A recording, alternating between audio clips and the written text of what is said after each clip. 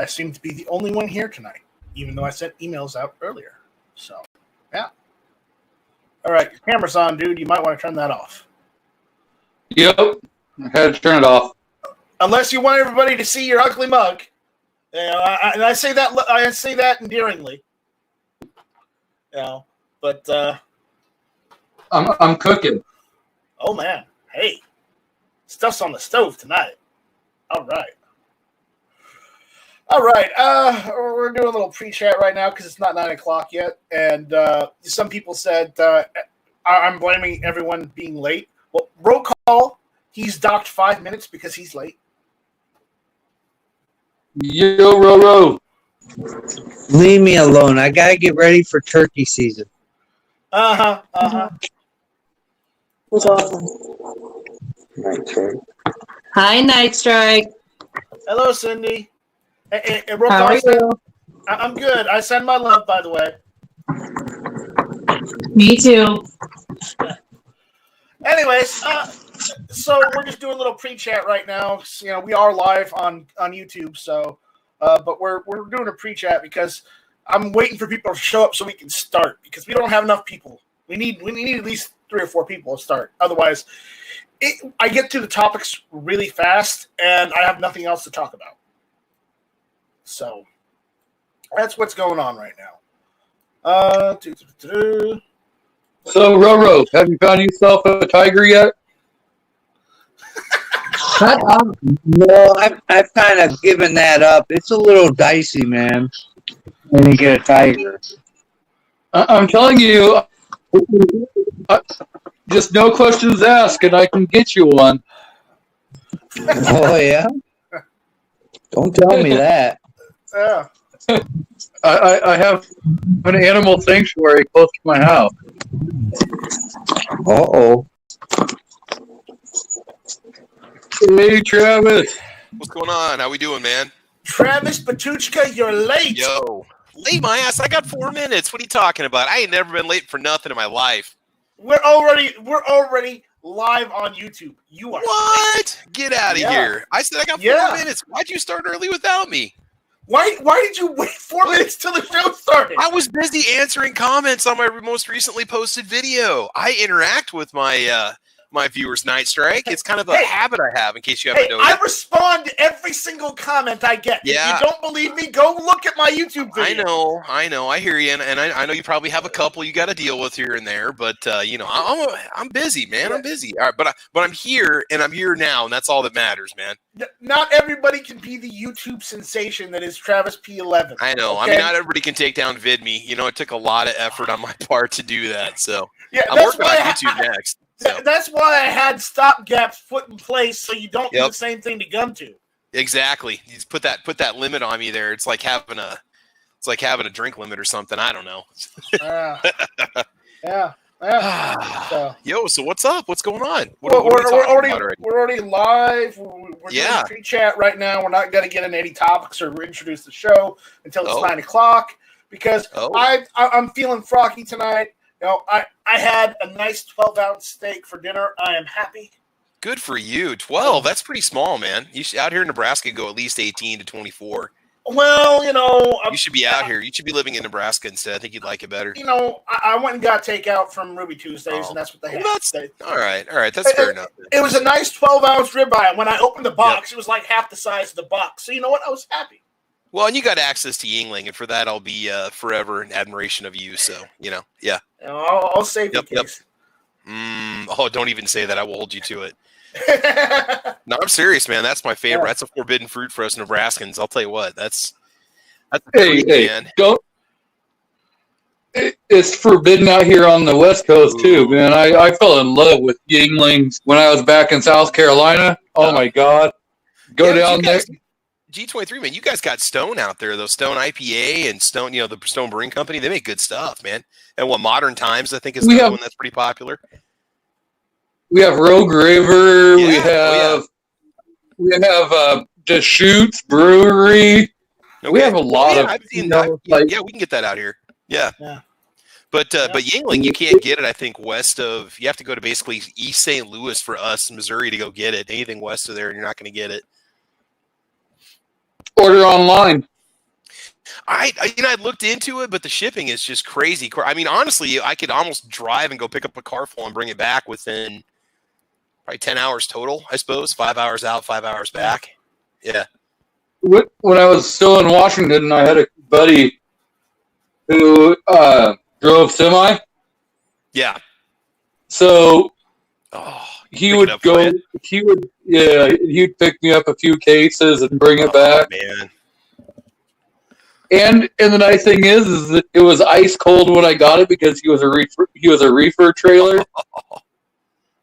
Nice. So that was the red lager or whatever, just kind of their basic lager. Because I know they make a bunch of varieties. I've only seen a couple, but yeah. I had him bring me back like a bunch of different ones because I tried almost every one of them when I was in South Carolina. Yeah. Yep. Either the traditional green bottle or their dark is friggin' delicious. NY Outcast says, you might be an alcoholic if you're driving 20 hours for beer. Well, it's not. It's something. I mean, to get a car full of it, to bring it back, that's going to last me a long time. No, I think it'd be worth the road trip. Plus, I like a good road trip anyway. I get to go through KC, get to go through Columbia, Missouri, pick up some illegal fireworks on the way back, try to get arrested. It's always an adventure. Always an adventure. So we got a couple people in here. I guess we can start now because we got a couple topics to go over. But first and foremost, welcome everyone to Hit or Miss. We had a little pre-chat there because I was waiting for people to get here. So hey, that's what you get sometimes. I am your host, Night Strike, and we've got an interesting panel this evening. Everybody knows on the YouTube side in the YouTube chat. Everybody knows our good buddy G23. But I've invited him to come in here and sit on Hit or Miss and give us his perspective tonight. So, G23, go ahead and introduce yourself. Hey, thanks for the invite. This is G23. So, yeah, I'm here. All right, awesome. And, what is this, the fourth or the fifth time now, roll call? 4 in a row, baby. 4 in a row. 4 in a row. All right. 4 hits, man. 0 misses. That's nice. Yeah.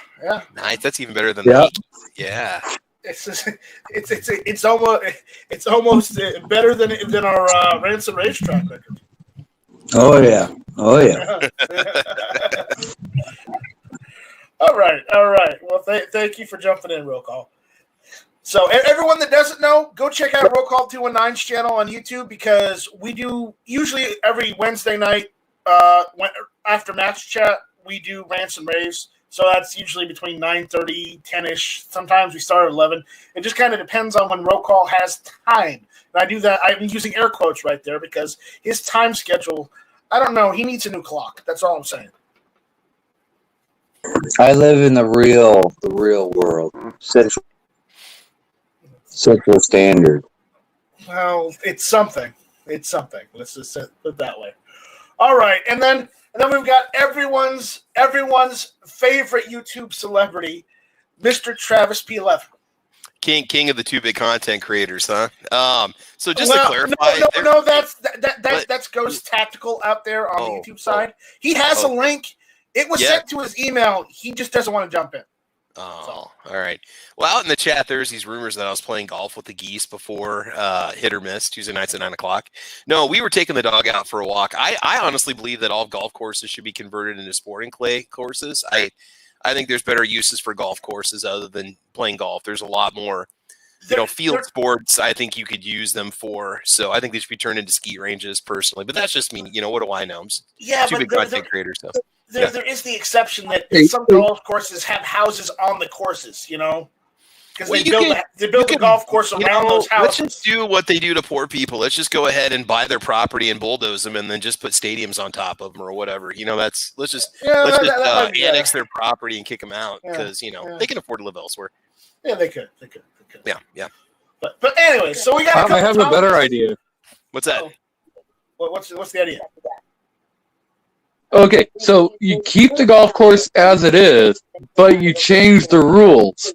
It's a two-man team, and one person drives the ball while the other guy is trying to shoot the golf ball before it hits the ground. There you go. Kind of like a modified version of. How about this? Let's take like a third of the course and turn it into putt-putt. The other third's miniature golf, and then the other third's going to be like sporting clays or trap and skeet. How's that sound? There's an idea. That works. All right, because if you've never done miniature golf before, it's absolutely fantastic. That's the only kind of golf that really needs to exist. Miniature golf. Yeah, they're not the same thing though. I'm kind of done with miniature golf. Let me just put it that way. I gotcha. Yeah, once you worked at a mini golf place, you don't want to go back. God, no, that alligator, watching it all day long. Yeah. Yeah. Yep. Yeah. So, first and foremost, we got a YouTube viewer out there. He goes by the name of Cowboy Hillbilly. I want to do a shout out to him because he sent me an email saying to watch the weather because Thursday afternoon it's going to look a little dicey. So I want to thank Cowboy Hillbilly for sending me that email and give me the heads up. I do check the weather and I do every morning and whatnot, but I appreciate if somebody sends me an email and lets me know what's going on, ahead of time and shows moderate concern. Thank you very much, Cowboy Hillbilly. I appreciate it, man. So, of the topics we got tonight, we're gonna talk about a couple topics. Travis emailed me a topic yesterday, so we're gonna go over that. They're apparently, this is just what I read so far. There might be something happening in the Supreme Court. Somebody might have sat up out of their chair and actually started doing some work. I don't know yet. It may be misinformation, but something might be happening. Just putting that there.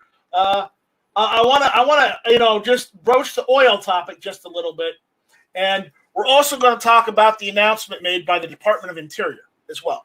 So I don't know which one to go through first. Travis, which one do you want to go through first? Are you talking about the article about the first-time gun buyers? Is that the one that you're talking? That's the article I sent you. That's the one you sent me. Yes. Yes. Yeah. I didn't know if that was the same thing as the courts that you're talking about, though. Yeah. No. You sent it to me. I had nothing better out other than one of these other topics. So you know what? It made the list. All right, man. Well, do you want to talk about it? You want to do it? You want to talk about that one first? Sure. Yeah. Okay. So, as we all know, we've seen the numbers, and you can take the numbers as loosely as you want. There was like an estimated 3.7 million background checks in the month of March, if I'm not mistaken. And again, that can be person-to-person transfer. It doesn't always mean like a first-time gun buyer, but there was over 2 million guns that were sold in March. And the article is first-time buyers explain why coronavirus drove them to gun stores in record numbers. So if one of you guys could do that, maybe put that out there in the chat for people to click on the link if they want to. Because, we've been hearing these rumors. A lot of the pistols that were sold were to first-time gun buyers. Somewhere around 70 to 80% between the months of February and March were to first-time gun owners. I know I've had a lot of friends go out and buy guns that were not gun owners before. I mean, that's just the fact. I mean, I've got friends that are asking me, hey, I know you're a gun guy. Give me some ideas. And the article is interesting. It talks about a guy who was in the military back in 2006 and got out of the military and decided to go back and buy himself a Beretta 92 FS because he says here, he goes, simply put, I wanted peace of mind when it comes to safety of my family. So, I mean, yeah, people want to protect their stuff. They want to protect their kids and their children. And you see just even a hint of social unrest out there and people start to get scared. And I think that we didn't really see that kind of instability or that possible threat that, yes, your toilet paper supply could be threatened. You need to protect it. Now, granted, that's not a reason to buy a handgun, but just if you're locked at home and you're starting to see basic services like police departments not responding to calls, such as break-ins and looting and stuff like that, and vandalism, people start to get scared. And what if that vandalism turns into a home intruder, or it's a group of people and they realize that there's maybe a single person sitting in their home and they can see them through the window? Hey, let's go and have some fun. Cops won't come here. So yeah, the article it interviews 6 different people and talked about the reason why they bought guns. And it could be anything from lockdowns to social unrest to just wanting to protect their family. And again, we've talked about this before. Let's hope that a big percentage of those people that are first-time gun owners keep them and maybe see that they don't want to lose their property. So maybe they'll become a little more pro-2A than they were before. Now you can say, highly doubtful. No, I got a feeling people are going to like that little sense of security that they get. You're going to have people that are going to sell their guns. We're going to see a slew of used firearms come out on the market in 6 months. I can guarantee it. A lot of trade-ins, a lot of used guns are going to be filling up the coffers at the gun stores. But and that's primarily going to be from the people that bought them, thought they needed them, but never used them. Yeah, it's like, well, I might get $500 for this or $400 for this, or people might hit real hard times and have to sell them.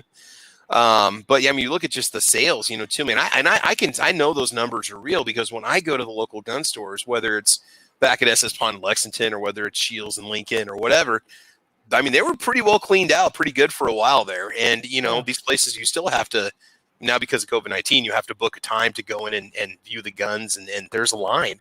There's still a line of people to get in the gun departments, And honestly, I really do think it's not us gun guys, right, so to speak, and gun gals that are making these purchases. We're buying stuff right now because we want to, not because we have to. And even then, we're not really buying as much as we wanted to because the prices are not as good as they were before.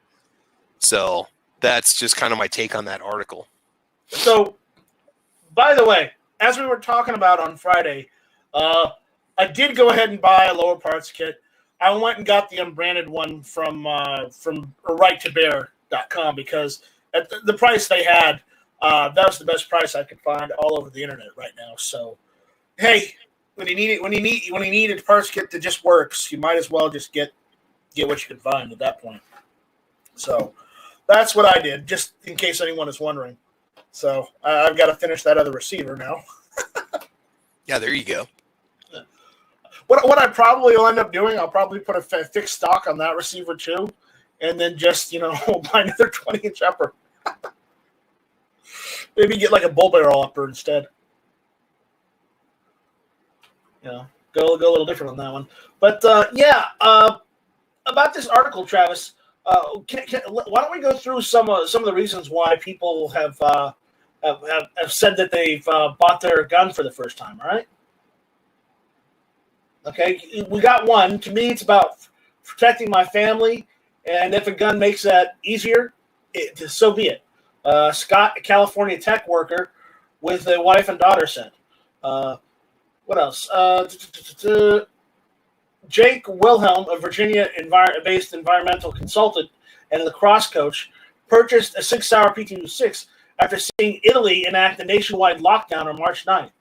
He says, my fiance and I came to the conclusion in early March that if a nation like Italy was going into full lockdown, we in the United States were likely on the same path, Wilhelm said. Given that and knowing that police resources would be stretched to the max, I decided to purchase the handgun. Okay. All right. What else? Hey, I got booted out there, Nice Rick. I apologize for that. I was going to start reading. I was like, whoop. I was like, what the? I'm just going by what some of the people are saying because we don't have to read everything word for word. But I want to get what the people are saying. Okay. Let's see. Brandon Wexler of Wex Gunworks in Delray Beach, Florida, said at least 50% of his sales in March were to first-time buyers. Michael Cargill of Central Texas Gunworks in Austin, Texas, said he was getting 100 calls an hour at the peak, and most were from new customers. Wayne Biden, vice president of Bob's Little Gun Shop in Glassboro, New Jersey, said he noticed an influx of new buyers. Well, even in New Jersey. Hey, how about that? I think a lot of people were afraid of exactly what's happening now. They're afraid if it continues to go on longer, things are going to get worse. Charlie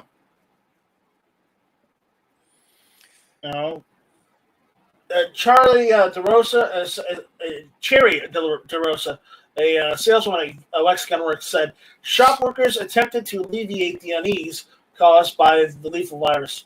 We're here for you. That's the exact feeling that you have when you're standing there and you're looking at them, she said. And you can see it. You see fear, you see desperation. Okay? Fear extended past the disease to how communities would bear the strain of job loss, lockdown orders, and law enforcement policies adopted in the wake of the spread. And we've actually covered some of this. Like I think me and Roll Call covered this on on one ransom raised of how, like, in the city of Philadelphia, they aren't enforcing the law. They're just catching them, writing information down, and then releasing them. Criminals. Kind of like non-competitive fishing. Yeah. And they're expecting them to stick around so they can get arrested later. FYI, if they did any of that, they're long gone by now. Brian, Has anybody mentioned anything about them letting prisoners out? That's why they bought a gun? No, that's no another one one. has. They just said here. Said one Tampa inmate who was released over coronavirus concerns has now been accused of murder. So, yeah.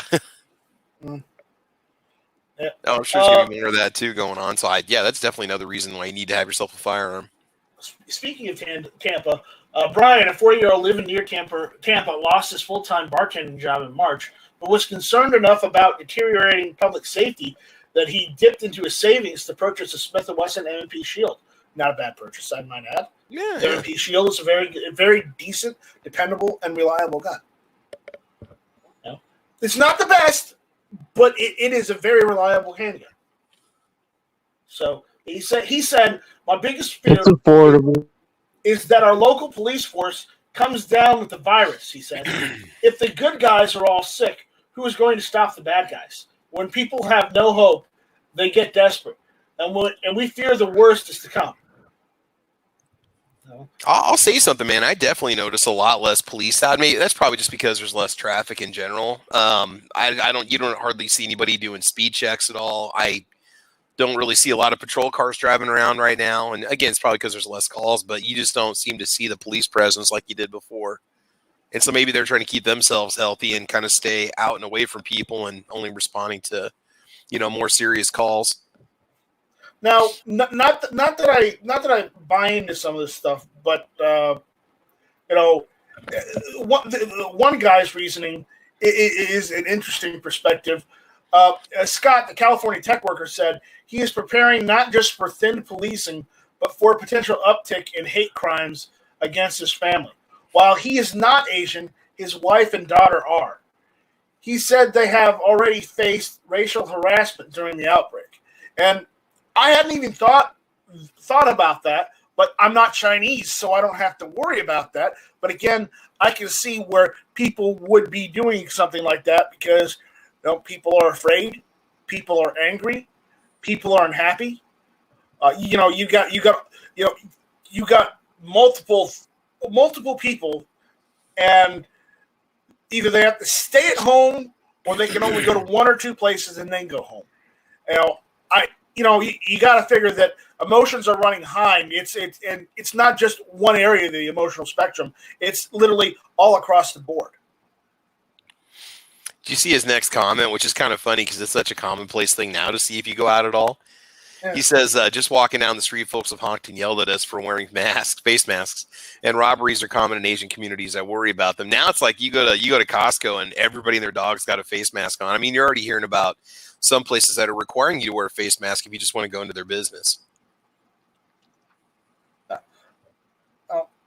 Kingpin, I know, but again, we're reading the article. So, again, this is what's written in the article. Whether it's true or not, I don't know. I can't validify it, but it's part of the article. So, Night Strike. What's up? If they're going to say you have to wear a mask to go into their business, are they providing the damn masks? Because I'm not going to go spend my money on something that is not going to actually truly protect me. No, none of the places that I've. No, they aren't. No. And here's the thing: I already have masks. I went and bought them. Bought a whole bunch of them before the pandemic. So, I kind of got ahead of the curve there. I don't believe they're helping whatsoever because I got the disposable ones. But again, if it makes people feel safer, then what the hell, But I don't think it should be a requirement. I think it should be optional. I have N95 respirator masks. If you got them, use them. If you don't, if you don't go out, if you have to go out and you need to be in public, I would imagine you would want one. because I've been told that just the basic paper masks prevent the spread, but they don't necessarily prevent you from ingesting it or taking it in or whatnot. But a respirator would, if it's got an airtight seal. Yeah. So. Or 99.9% of the particles get filtered, whatever the numbers are. It's a huge number of the particles actually get taken out of the air. Matthew Roski, a North Carolinian, who bought a Benelli 12-gauge shotgun for himself and a 20-gauge shotgun for his wife on April 4th, said he doesn't plan on being relieved of my property or my life if it comes to that. He said the couple lost their home to a landslide in 2019, and the threat of a national emergency pushed them to follow through on the purchase they had already been considering. Well, that's good. At least they were planning ahead. So, question: does anybody know North Carolina? Do they have like a castle doctrine or anything like that? Because in Nebraska, if you were defending your property with a firearm, you would go to jail, unless your life was being mortally threatened. I can only speak for living in South Carolina and Arizona, but I know North Carolina does have some of the same laws that South Carolina does. Mm-hmm. A few of them differ. It would be good if Sarge was here to give us the 411 on the North Carolina laws, but Sarge is probably off policing the back roads of North Carolina for everyone. So we can't fault him for that. But I believe they do have castle doctrine in the NC. I believe so. Now you also have standard ground, which is like in certain states they don't have castle doctrine, but they have standard ground. Yeah, well, South Carolina is one of those states where not only do we have castle doctrine, we also have standard ground. We don't have a duty to retreat. But again, even though I have a permit, a carry permit, and I don't have a duty to retreat. They still say in the courses when they're teaching, and they even law enforcement advises, if you can get out of there in a situation, leave. Don't jump into the situation if you don't have to. And quite honestly, that's my advice on that too. But if we're talking about your house, there's nowhere else you can go to. If you're already in your home, you've already gone as far as you have to. So at that point, that's why standard ground and castle doctrine are here in South Carolina, because if you're in your house, you have nowhere else to retreat to, because all you have is your home, because it's common sense. Dude, you got to bump ahead to Andrew's story. That's a really good one, especially for anybody that was alive in the 90s. Yeah, why don't you read that one? All right, so it says Andrew, a federal contractor living in Virginia, who bought an H&K VP9 for himself and one for his wife on March 21st, said he had already experienced societal breakdown firsthand. He was a student at the University of Southern Cal during the LA riots and witnessed some of the destruction. He recalled the acrid smell of smoke and the ceaseless police and fire sirens and LAPD choppers as the most poignant and searing memories of his lifetime. The sad reality is that civil order can break down in less than 12 hours, and the overwhelmed police can't help you, he said. As I explained to my wife, I've seen things go sideways quickly with an unpredictable results. I mean, yeah, think about what would happen in your neck of the woods if power went out for 24 hours. After that first, people are okay for that first day, but then the fridges start to thaw. The food starts to go bad. You might not have access to water necessarily, depending on your pump system. Yeah, luckily I got power back the next day. But yeah, well, I mean, and maybe if it's one of those massive things like a tornado, everybody's screwed. It doesn't matter. But just say you're just like in an urban area and the electricity goes out for more than a couple days. You don't have a way to charge your cell phone. You could use Margo, do it in your car. You're not able to have a generator because most apartments don't have like terraces or anything. You just have windows. That's it. Well, and even if we live in an apartment now and I've got a patio, but if I had a generator, I wouldn't be able to use it because you'd be able to hear it. Somebody would know I've got electricity, Right. So, yeah, I mean, within 24 hours, he's saying 12 hours. I would say within a day or two, you'd really start, unless you live in an area where everybody's needs are taken care of. I think you'd start to see things go south pretty quick. Yep. So, some of the new gun owners now find themselves caught in the political battles that have emerged in the wake of the coronavirus. Santa Clara County shut down gun stores before Scott could pick up a Smith & Wesson 357 revolver. Ooh. Oh, To me, it's better to have it and not need it than need it and not have it, he said. That's why it's frustrating to have that right taken away. Well, what was I now, seeing? now only now during this I'm going to use this word, and I don't like using it, but it's the best descriptor. In this crisis, and I'm calling it a crisis, only now do you realize how bad those gun laws that you let people put in place are. Only now, when you need it right away, and you find out it's been taken away from you, do you kind of lament letting them put that in the first place. But again, it's not a single person's fault for that. It's a collective fault. But again, look at where he lives. Even if he and all of his friends went and fought against that, they probably couldn't have gotten it removed. Because it's in California.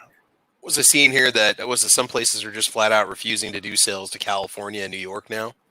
Was it Classic Farms? I think it was one of those places they won't do any sales to California or New York because their systems are so backed up on background checks and it's ridiculous we even have to have those, but that's just the reality right now for a lot of people that want to go buy a gun. Your online options, which might be your only options to find, something at a decent price, or you're even more limited if they won't even ship to your state.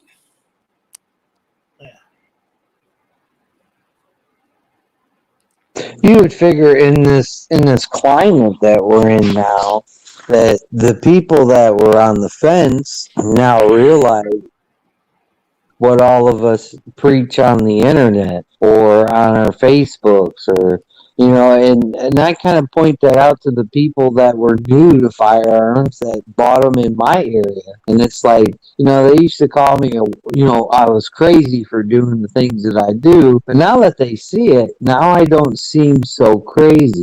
So you hope this opens up the eyes of people in situations like this. Yeah, now everyone's looking to you for eggs.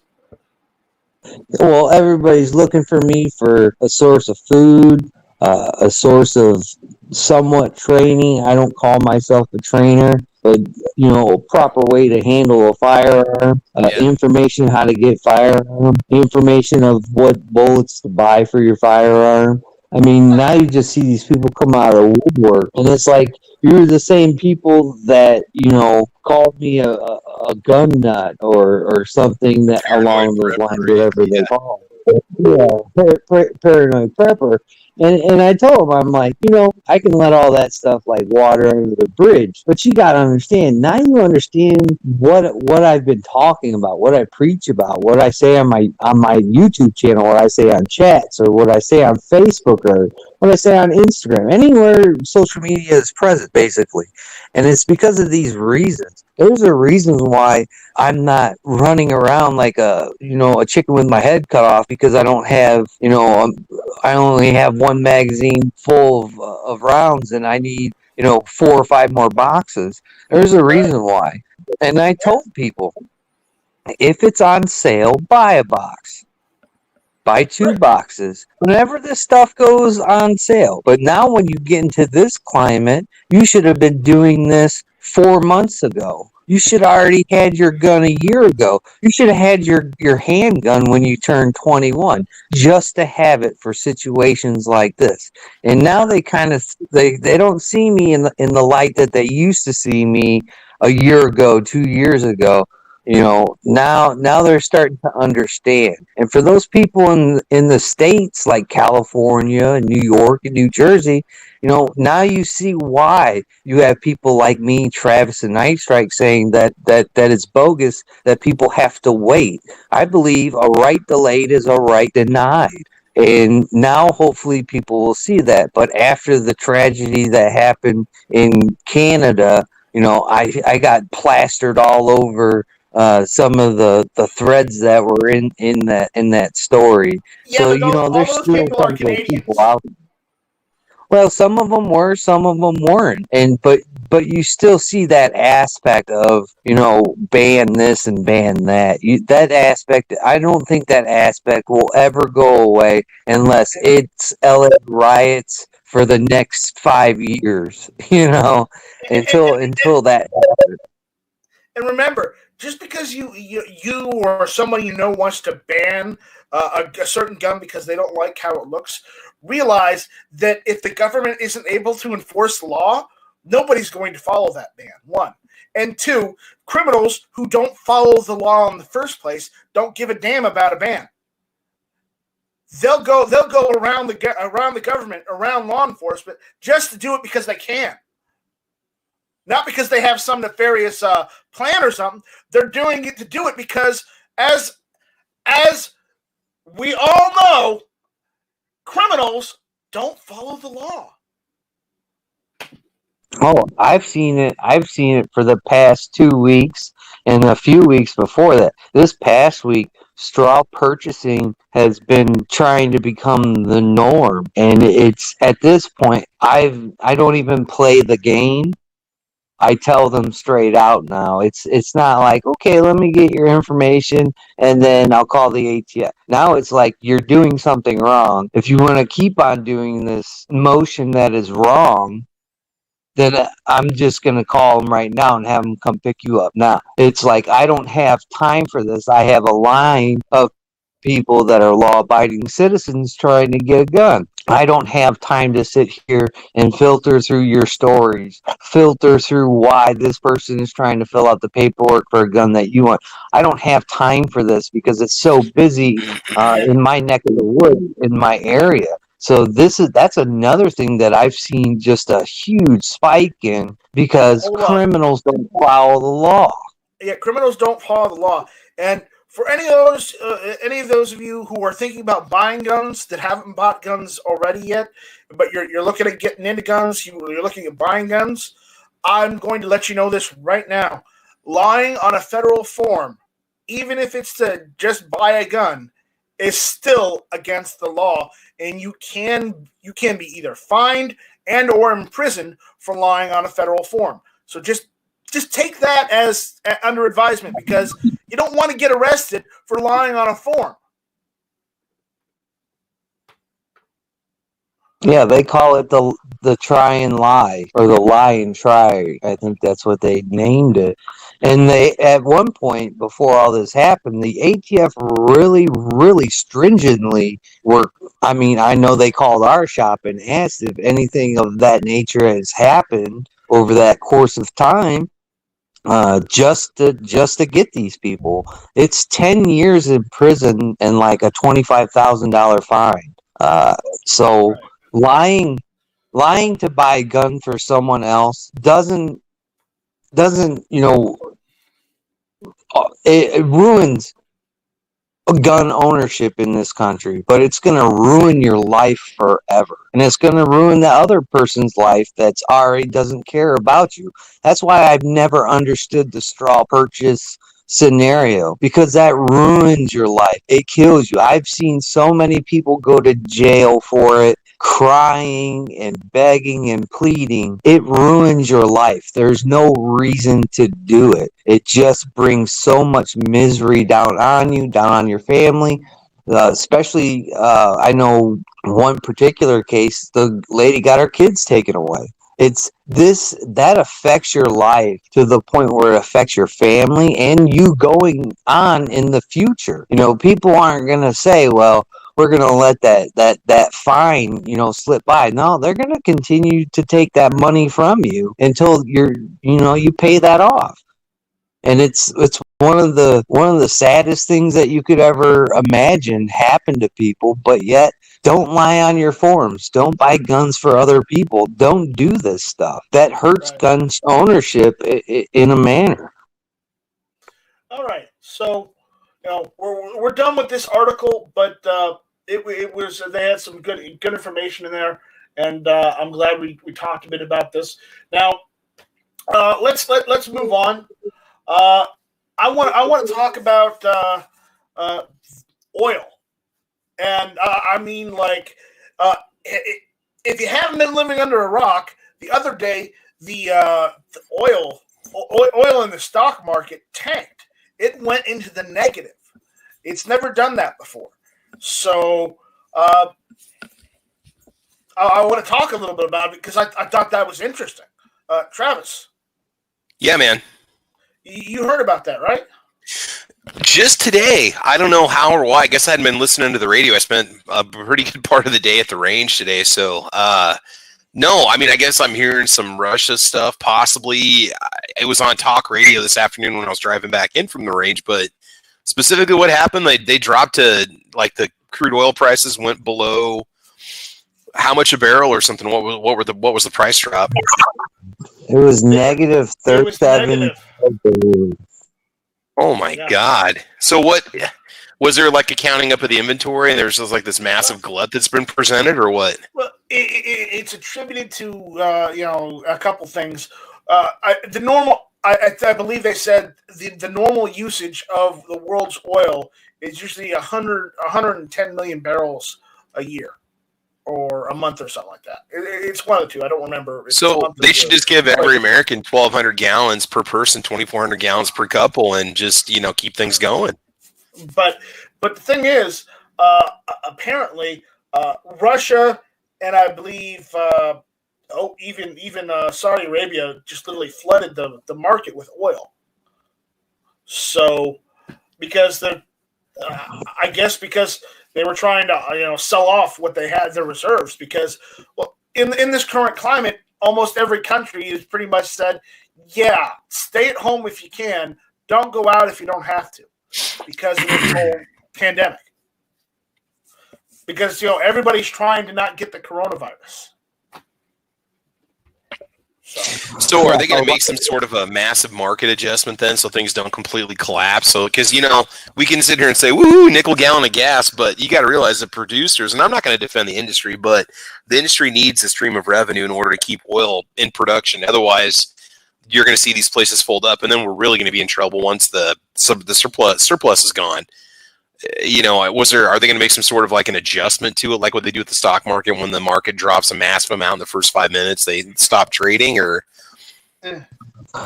well, today it made gains. Today the oil made gains. So I think it climbed out of the negatives, but not by much. But it's extremely low. Yeah, so very low.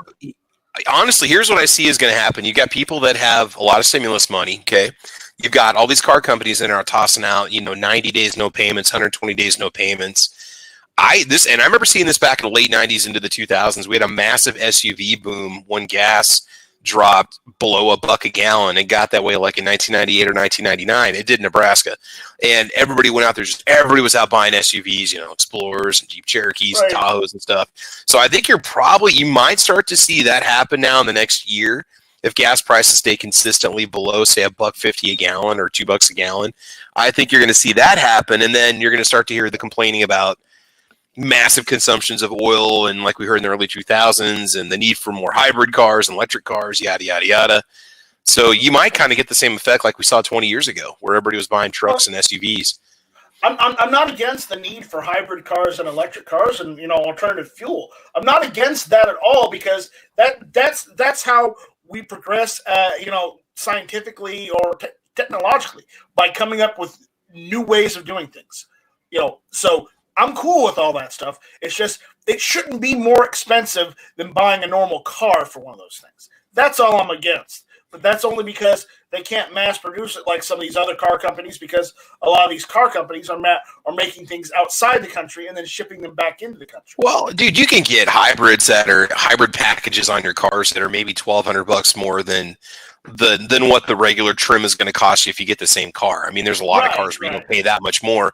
You're basically just covering more or less the cost of the battery pack and the electric motor and some of the components. But yeah, until they starting to do that recently, that hasn't been a thing. Oh, you've had Priuses around for 15 years now?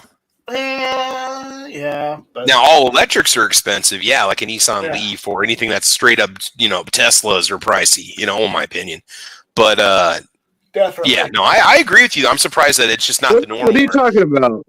You can pick up a Tesla for like $36,000. A brand new one?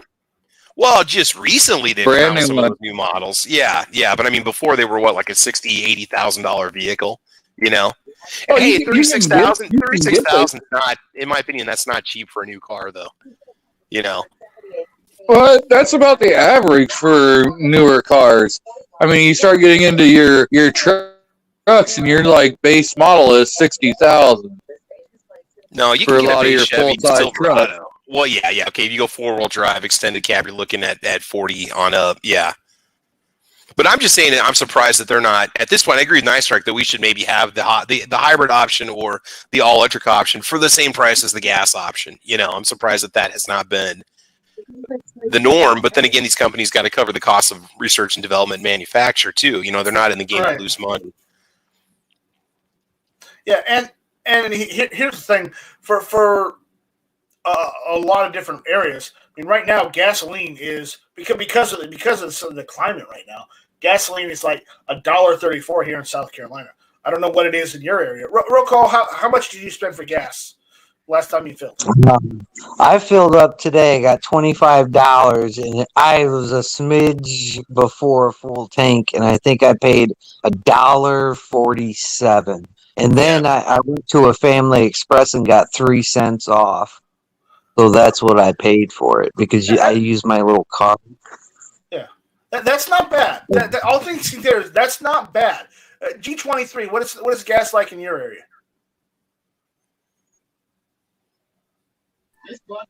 Still around $2. Okay, well that's still that's it's a little high, but that's still not bad. I mean, considering some of the prices we've seen before. So, you know, it could be better. Maybe it'll start going down a little bit for you guys. Who knows? Well, it's been steadily dropping, but I really highly doubt that it will drop under like $1.85 at the best. Okay. All right. G23, what area do you live in? You don't have to tell us specifically where you are. Are you in the western part of the country or north or south or what? Oregon State. Oh, okay.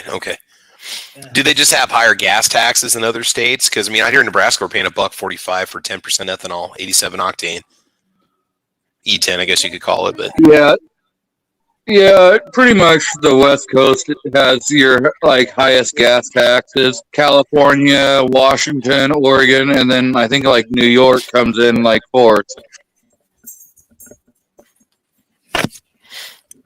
Yeah.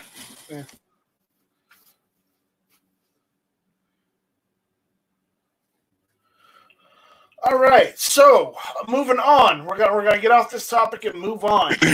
The Department of Interior announces 2.3 million acres will open to hunting and fishing this year.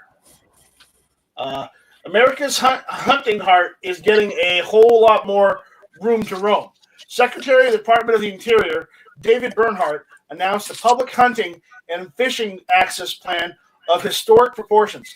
Secretary Bernhardt is proposing a rule that would open 2.3 million acres to hunting and fishing at 97 national wildlife refuges and 9 fish hatcheries. It's the largest ever expansion of public hunting and fishing opportunities in the United States Fish and Wildlife Service history. For hunters, it is a welcome announcement that America's heart is wild, open, and welcomes the contributions of conservation-minded hunting. Because remember, if you let the deer roam, you know, unchecked, all the deer will die out because they'll have eaten all the food. It's happened before, so hunting is good if done properly and people follow the law. So follow the laws, guys. The proposal dramatically increases hunting opportunities across the country. It increases hunting of national wildlife refuges, to 399 locations, and will open hunting and fishing on 9 units of national fish hatchery system lands. Hey, Night Strike. Yeah. Where do you get that hunting license for refugees? I'm just kind of wondering. Refuges, not refugees. Okay. Okay. Let me finish before you make the jokes. All right. All right. When what's it? When totaled up as one species at one station in one state, it's nearly 900 distinct new hunting and fishing opportunities. The opportunities will be in just about every corner of the country, too. New and expanded opportunities in Florida for the first time: migratory bird, upland, and big game hunting, along with sport fishing, will be opened on the Everglades Headwaters National Wildlife Refuge. Wyoming's Bamforth National Wildlife Refuge will gain big game and upland game hunting opportunities. West Virginia's Canaan Valley National Wildlife Refuge would see hunters gaining expanded opportunities for migratory birds, upland, and big game. Washington State's Willapa National Wildlife Refuge would see more acres added to areas where hunters pursue big game. Texas's Balcones Canyonlands National Wildlife Refuge would gain acres to existing big game hunting there too. California's San Luis National Wildlife Refuge would see hunters benefit from the expansion of season dates for existing pheasant hunting. Minnesota's Northern Tallgrass Prairie National Wildlife Refuge would expand existing migratory bird, upland, and big game hunting and sport fishing to new acres. Hunting and fishing hatcheries would be open too. Michigan's Jordan River National Fish Hatchery would open lands to migratory bird, upland, and big game hunting. Washington State's Little White Salmon National Fish Hatchery would welcome migratory bird, upland, and big game hunting. We're not done with the article, but Travis, you want to jump in here? Jump in here. Yeah, no, I was just kind of curious about this, and I'm going to play devil's advocate. I wonder if this cost anybody their family land in order for these areas to expand, just because in Nebraska, we've got something like 1,200 public hunting areas in the state. And a lot of these are literally across the gravel road from farmland and cropland. I would hope that these people were compensated duly for their land, if it wasn't. And I'm great that they're opening up land, but at what expense? Are they going after more people, their private property or not? I don't believe they're taking people's property. I believe it's a lot of these properties that have been wildlife refuges that haven't been used for hunting or fishing, and they just been said, "Hey, this is a wildlife preserve, hands off." I think they're opening up some of those preserves for hunting and fishing. I think that's the route. And Gotcha. Instead of preserves, they're calling refuges. Yeah, refugees. RAFUGES. I don't remember. Refuge? Refuge. There you go. Wildlife refuge? Okay. Yeah. It's all good.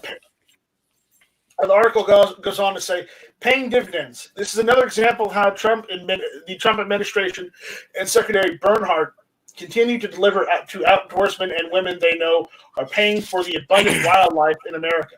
The administration has already opened 1.4 million acres for newer expanded hunting and fishing opportunities. The proposed rule change would grow to nearly 4 million acres for sportsmen and women to take the outdoors.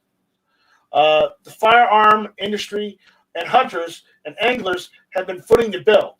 Firearm manufacturers paid $12.5 billion since 1937 in Pittman-Robertson excise taxes. Purchases by hunters and anglers supported nearly $1 billion in excise taxes last year, all which sustain conservation programs. The U.S. Fish and Wildlife Service reported 15 million hunting licenses were sold. These are all funds that combine to purchase and restore wildlife lands, easements, and access, as well as perpetuate wildlife conservation efforts. Hunters are the original conservationists. The proof is in the abundant wildlife across the nation today. Just over 100 ago, the outlook, 100 years ago, the outlook wasn't as healthy. Just 500,000 whitetail deer existed. Today, the number over 32 million. Few ducks were in the marshes, but today over 44 million follow their migration patterns. Fewer than 41,000 Rocky Mountain elk bulged in the mountains, and today there are over 1 million. just 100,000 turkeys gobbled from the roost, but today hunters chase more than 7 million. The pronghorn antelope dwindled to just 50,000 just 50 years ago. Now, because of hunter-supported activities, they number over 1.1 million. This is a success story and a future investment. As much as hunting and recreational target shooting has supported wildlife and habitat conservation, this move by Secretary Bernhardt creates more than opportunity. It creates tomorrow's hunters who will perpetuate wildlife conservation for the future. That's the end of the article. Which, it's an interesting perspective. I can see where they're coming from with this, but look at it this way. While it doesn't state it outright, it may also open up more lands for your shooting ranges as well. While they don't say it in the article, it may also be part of the plan too, because you don't want people, you want to have more access for people to be able to use their firearms properly so that they can go out and hunt. And maybe bring a few more people into firearms ownership. I mean, not everybody that's a hunter is a FUD. Let's just get that out right now. I've had friends that were FUDs that became pro two-way advocates and gun owners. So, it's not a bad thing. So, but again, I thought it was an interesting article to go over because I know some of us out here are hunters, and if you're not into hunting, that's cool. I mean, at least you're into firearms. So I'm not going to fault you on that. But I've gone hunting myself when I was little. When I first got into firearms, I went hunting, and I enjoyed it. Now I have to go and take now because the laws put in place now, I have to go and take a hunter safety course here in South Carolina. If I was living back in Arizona, I wouldn't have a problem. But here in South Carolina, their laws are different. So different laws, you got to follow. But I wouldn't mind going hunting again. I know Ellis likes to go hunting, but again, I don't go hunting because I don't have a license. It would be nice to have one. So I know Roll Call loves hunting. Hey, nice, Rick. As a landowner, couldn't you do that on your own property? Could you get would you even have to have a permit to hunt on your own land? I think the law in South Carolina is even if it's on your own land, you still have to have a permit. That is the only stipulation. Because here, even just a basic hunting license is not that expensive, and you can use it for small game, rabbits, squirrels, raccoons, stuff like that. Right. Coyotes.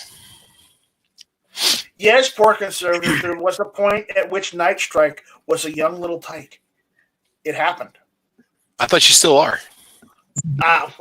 I'm younger than you. That doesn't say much. Yeah. I mean, how old are you? I just bought my hunting license today for turkey. It was $34, so that was pretty cool. I just have to say, Roll Call, those turkeys. Okay, I'm done. We'll see tomorrow. Come tomorrow morning when I find out where they're at.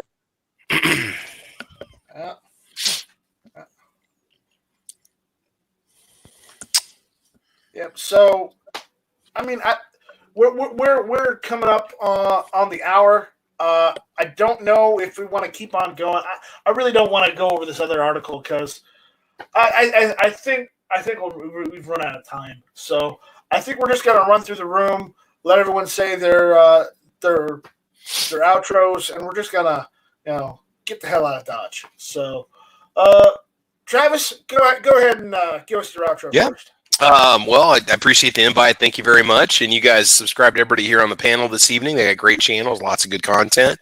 As for me, I got a little Monday night podcast we do called Caliber Corner.